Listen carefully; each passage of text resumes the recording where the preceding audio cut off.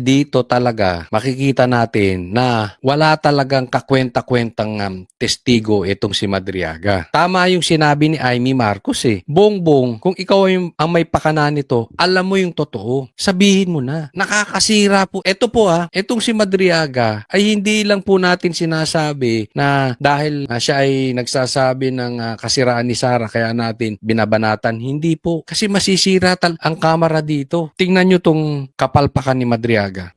Sa pagharap ng nagpakilalang dating aide at umano'y bagman ni Vice President Sara Duterte na si Ramil Madriaga sa pagdinig ng House Committee on Justice kahapon, kasama sa kanyang ipinakita ang ilang larawang nagpapatunay anya ng kaugnayan niya kay Vice President Duterte. Kabilang narito ang screenshot ng video conference kay Duterte, kung saan kita sa likod ng bise ang isang painting na iniregalo umano niya sa bise. During our video conference, I also noticed the painting I personally gave her as a gift.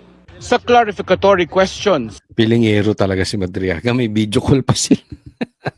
ng mga mambabatas, sabi pa ni Madriaga, gawa raw ng estudyanteng kanyang pinag-aral ang naturang painting. Nagregalo po ako sa kanya ng isang painting niya na ginawa po ng isang scholar ko sa Laguna. May mga scholars po ako sa Laguna. May isa po talagang talented fine arts.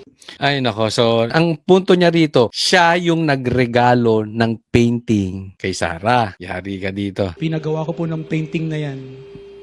Tapos kinuha po ng Presidential Security Group sa bahay sa Laguna.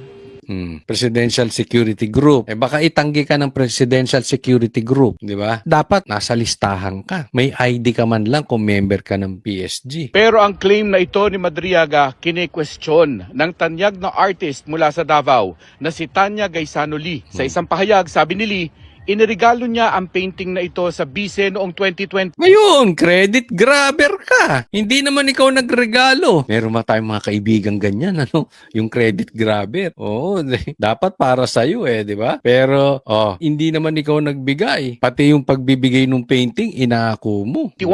Noong mayor pa siya ng Davao.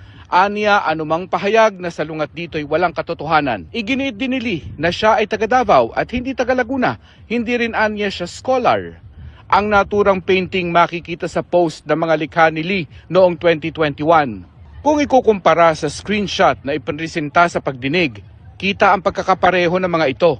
Kita mo? Na-post pa sa social media nung nagbigay ng painting kay Sara, 'di ba? Ganyang kalokohan itong si Madriaga. Sabi ko sa inyo, ito ay hindi lang simpleng witness. Tatandaan po natin ugali ito ng kampo ni Trillanes na ang tinutulak si Risa Ontiveros tumakbong presidente. Tandaan niyo po, si Risa tanim witness din, 'di ba? Meron din siyang binayaran di umano ng mga witnesses para bumaligtad. Nasa dugo na nila 'yan.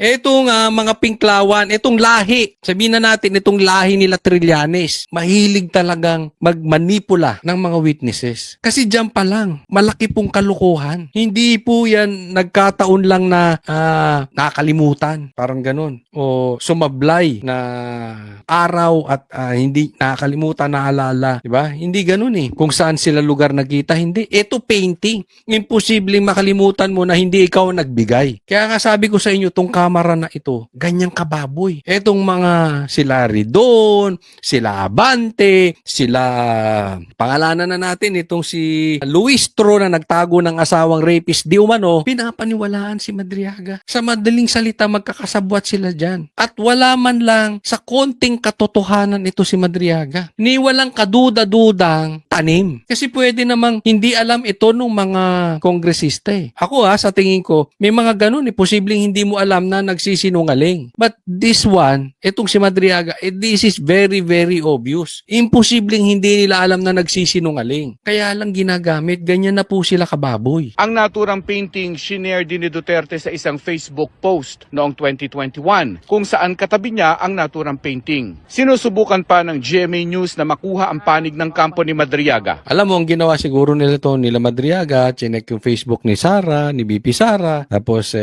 may painting. So, sige, sabihin mo, ikaw ang nagregalo niyan. Yari, lumutang yung nagregalo. Tapos ka dyan. Hindi natin alam kung anong pumasok sa utak nito Pero posibleng tinakot ito ng nag-utos sa kanya. Dahil siyempre may kaso nga, tutuluyan siya. Diba? ang posibleng kapalit nito, tutuluyan ka talaga namin pagka hindi ka, no. Tandaan mo, kidnapping yung sa'yo. Ha? Medyo mabigat yun. Hindi lang medyo, talagang mabigat yun. At isa ka sa wanted. So pagka hindi ka tumistigo labang kay Sara, tutuluyan ka namin. Pero kung hindi, mapapangwalang sala ka. Kasi hindi pa naman tapos to, nasa trial pa lang eh. So madaling hawakan to sa leeg. Ganyan po ang ginagawa. Yan ang style nila, di ba? Tatakutin ka, tatakutin. Lalo na yung merong mga bagahe. Pag may bagahe ka, takot ka sa kaso. Dahil yun nga, meron kang dala-dala, bagahe.